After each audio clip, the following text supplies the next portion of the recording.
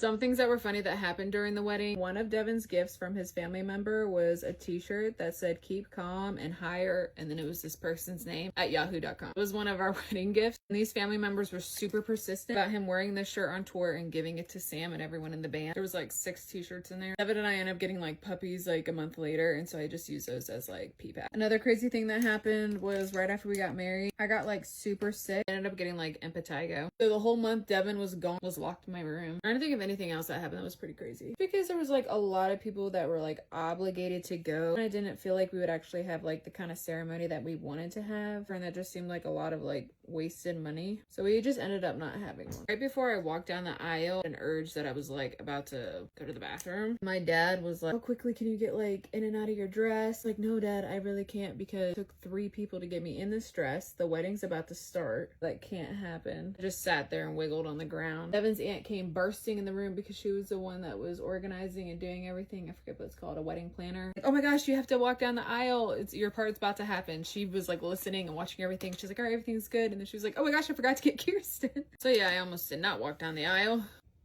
Trying to think what else happened. I do not want to put on lashes, but lashes is what's gonna complete this look. Does that look like my wedding makeup?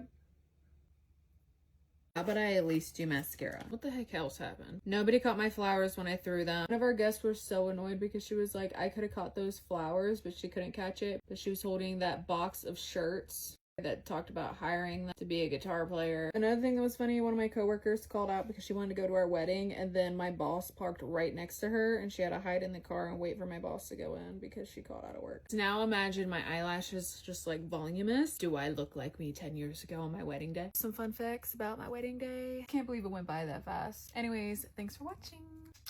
Bye.